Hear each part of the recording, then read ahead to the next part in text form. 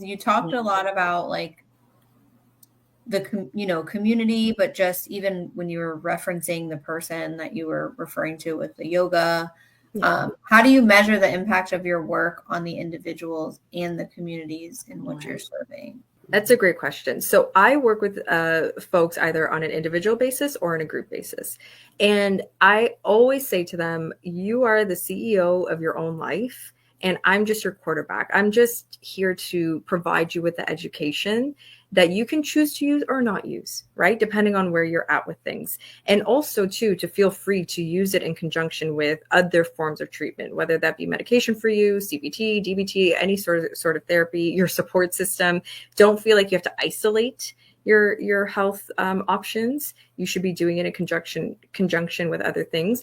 But also too, it's almost like there should be a level of a self-assessment of feeling a bit more free from the burdens of the subconscious and being a little bit more conscious in how you make decisions and not just going into autopilot. And we don't even notice that we're going into autopilot.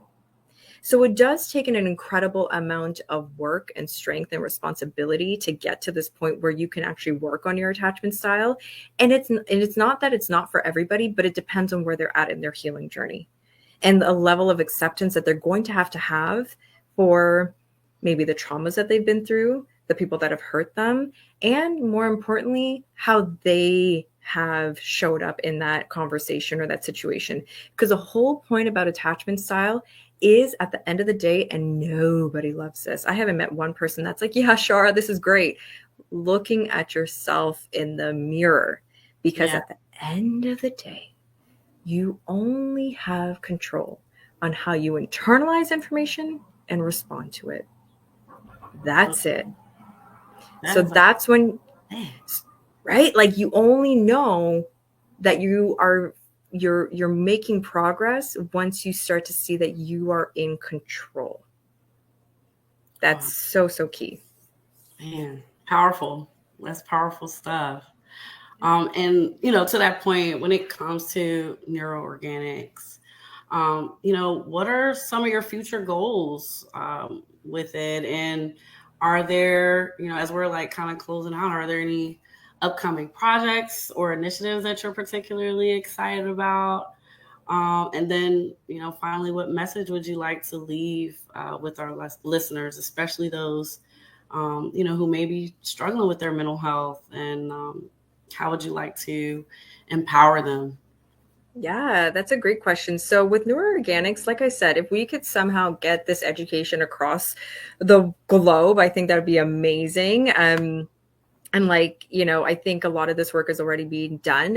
And even if it's not through Neuro, find a platform that works for you, because at the end of the day, maybe the way I deliver education is not going to be it's not going to resonate.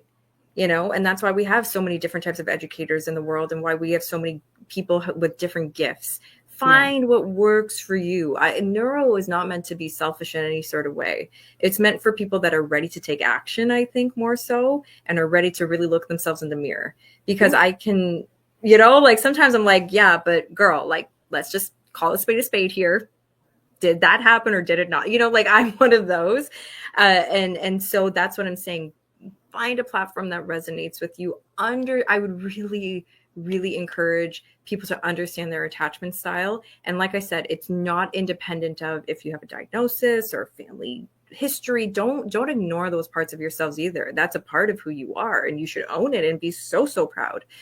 But in understanding this, I think it, like I just said, it just somehow provides relief for yourself, and it relieves burdens. And so for Neuro, definitely would love to take it more international. We made a lot of like headway, but I think a lot of people would benefit from this, because no matter where you are in life, we're not much different, and I actually find humans to be 99% similar, and we all seem to fight about that 1%, which is unfortunate, I think, in a way. And so there's that. And in terms of something empowering to leave you with, I mean, it sounds cliche to say love yourself, so I'm not going to necessarily say that, but I'm going to say be vulnerable. be vulnerable with yourself and accepting this so-called shadow that Carl Jung speaks about, or this dark side, or that side that people always just kind of always said, you know, that's bad. Don't do that. You're stupid. You're not good enough. You're too this, too fat, too dark, too light, too smart. Just lean into your own vulnerabilities with yourself, so that when other people lean into you, you've created the space to allow it, and to also know when to step away safely without having to go to this extreme of ending a relationship, gossiping, you know, toxic work environment, whatever it is. Just accept yourself, and all of a sudden, all of the gossip, all of that other stuff just doesn't matter anymore. It just doesn't, because you learned how to accept yourself. Therefore, you can accept others for who they are and choose how close they will be in your life. Wow. I mean, mic drop. Courtney, you are muted. Just kidding. Tell people where they can also find you and connect with you if they are interested. We'll include it in the show notes too, but yeah. So Neuroorganics, neuroorganics.com. There's also an email address, selfcare@neuroorganics.com. And we also have an Instagram account at Neuroorganics, as well as Facebook as well. So there's a lot of different ways and methods. And like I said, if it's not neuro, that's fine. Just find something that allows you just to prevail in this place where we have to coexist in a hopefully a loving and caring way. Well, you heard it. Thank you, doctor. I'm going to call you doctor because Dr. Shara. Doctor. Thank you so much for your time.